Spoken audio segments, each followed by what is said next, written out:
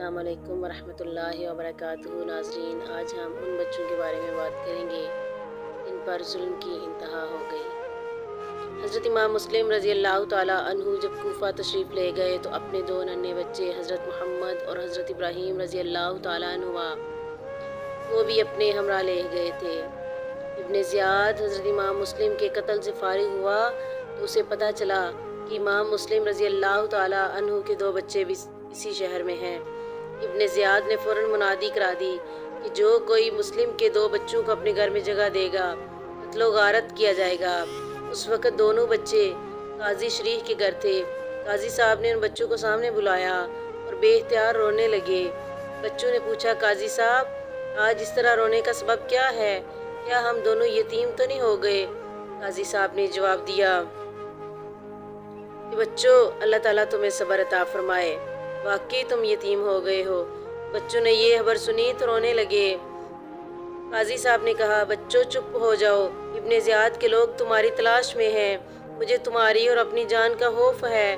मैं चाहता हूँ कि तुम दोनों अब यहाँ से मदीना रवाना कर जाओ। बच्चे ये बात सुनकर इब्न ज़ियाद के खौफ से चुपके से बैठ गए। काजी साहब ने अपने बच्चे असद से कहा, आज दरवाज़ाए अराकीन से एक काफ़िला मदीने को जा रहा है। तो इन बच्चों को किसी नेक आदमी के सुपुर्द करा ताकि वो इन्हें मदीना पहुंचा दे। असद जब लेकर दरवाज़ाए अराकीन पर आया तो काफ़िला रवाना हो चुका था और काफ़िले की गर्द नज़र आ रही थी।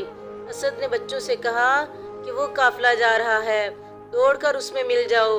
बेकस बच्चे काफ़िले की तरफ दौड़ पड़े, मगर काफ़िला दूर जा चुका था, इसलिए काफ़िला को ना पा सके।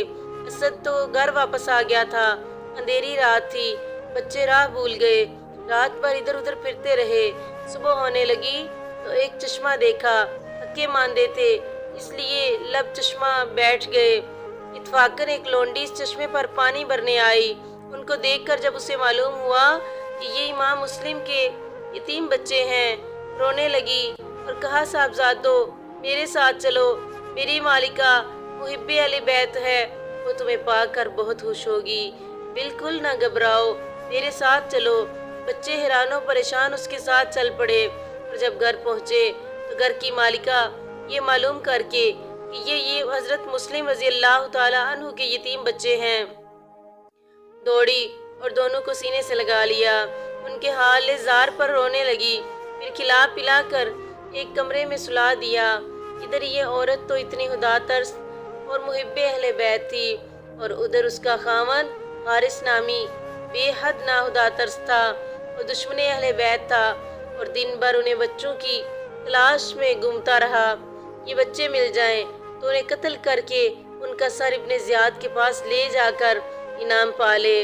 ये अजीब मंजर था कि हारिस ने दिन भर जिन बच्चों की तलाश में था वो बच्चे उसी के घर में आराम फरमा रहे थे। तो जब ये जालिम घर आया तो उसकी बीवी डरी कि कहीं इसने इन बच्चों का इल्म न हो जाए।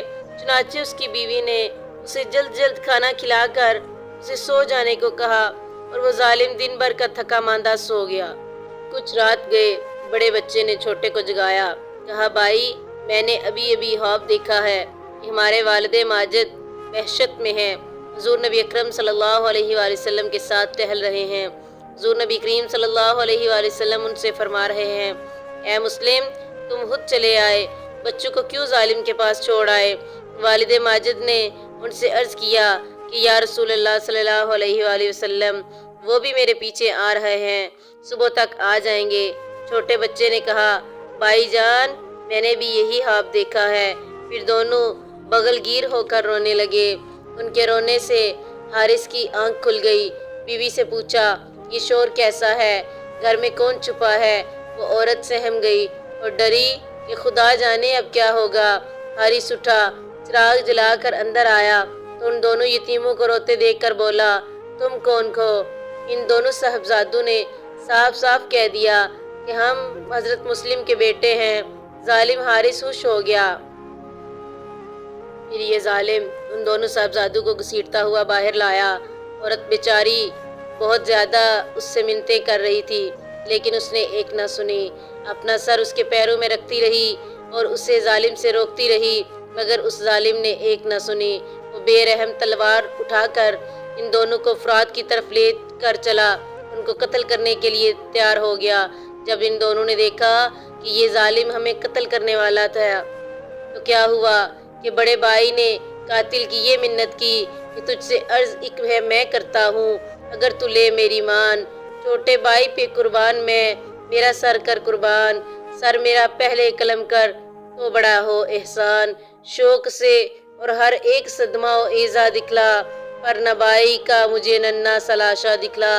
آخرکار ظالم و بے رحم حارث نے تلوار پکڑ لی۔ اس وقت بچوں نے کہا ہم یتیم ہیں، بے وطن ہیں، ہم پر رحم کر، مگر اس دنیا کے متلاشی نے ایک نہ سنی۔ ظالم نے بڑے صاحبزادے کو پہلے شہید کیا اور پھر دیکھتے ہی دیکھتے چھوٹے کو بھی شہید کر دیا۔ انا للہ و انا الیہ راجعون۔